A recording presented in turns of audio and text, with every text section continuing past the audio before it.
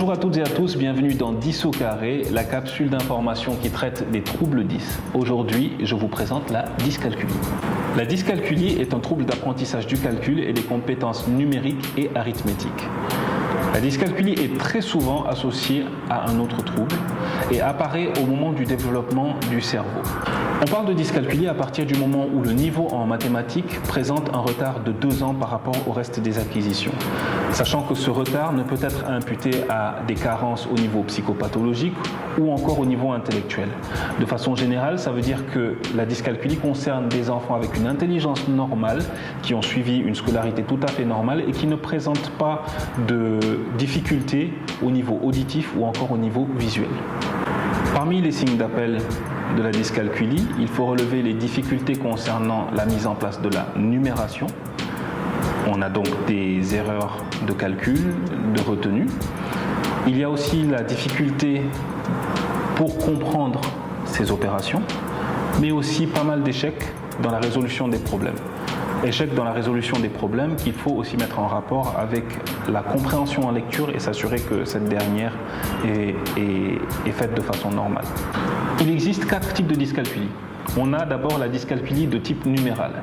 La dyscalculie de type numéral concerne les difficultés du transcodage. Qu'est-ce que c'est le transcodage? C'est le passage du code verbal au code numérique ou vice-versa. Dans ce type de dyscalculie, un enfant à qui on dictera 238 pourrait écrire 283. Un enfant qui voudra écrire 3400 pourrait écrire 3 1000, 1 000 400 4 00 plutôt que 3 4 00. Est-ce que vous me suivez? Il y a aussi la dyscalculie d'effet arithmétique, qui est la plus connue, la plus courante, et dans laquelle on retrouve des erreurs d'addition ou de multiplication, puisque les tables dans ces deux types d'opérations ne sont pas maîtrisées. Et ceci va occasionner l'utilisation du comptage digital qui va occasionner derrière pas mal de lenteur au moment de la résolution des opérations et bien entendu des chances d'échec. On a encore la dyscalculie de type procédural qui concerne le processus et donc l'application, l'exécution de l'opération.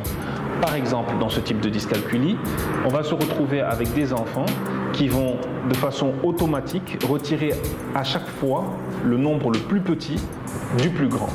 Donc, quand on lui donnera la soustraction 22 moins 8 à cet enfant, plutôt que de réaliser la soustraction 22 moins 8, lui préférera réaliser la soustraction 28 moins 2. On retirera toujours le nombre le plus petit, 2, du plus grand, 8, alors que de base, ils sont dans la position inverse. Enfin, on a la dyscalculie de type visio-spatial. Dans ce type de dyscalculie, comme son nom l'indique, on a une composante visuelle qui fait que l'enfant va confondre les signes plus ou fois, donc pour les additions et les multiplications. Il va se retrouver en difficulté quand il faudra faire des choix parmi les symboles mathématiques inférieurs ou supérieurs, qu'il confondra aussi. Il va avoir du mal à faire du dénombrement de collection, c'est-à-dire être capable de voir un ensemble de 3 et de le reconnaître en tant que tel sans avoir à le compter. Il va encore avoir des difficultés d'orientation dans certains types de calculs et plutôt que de partir de la gauche vers la droite, partira de la droite vers la gauche. Pour la dyscalculie, qui est diagnostiquée par un orthophoniste, la rééducation s'impose. La rééducation va consister en la mise en place d'outils, de moyens mnémotechniques pour contourner les difficultés qui sont occasionnées par ce trouble d'apprentissage du calcul. On ne guérit pas de la dyscalculie, comme tous les autres troubles 10 auxquels elle est souvent associée.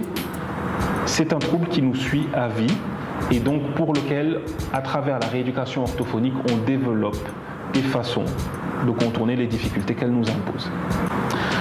C'était tout pour aujourd'hui, c'est déjà pas mal. Je vous retrouve très vite dans 10 au carré pour une nouvelle présentation sur un trouble 10 et si vous avez des questions ou des observations, n'hésitez pas à nous les mettre en commentaire. À bientôt.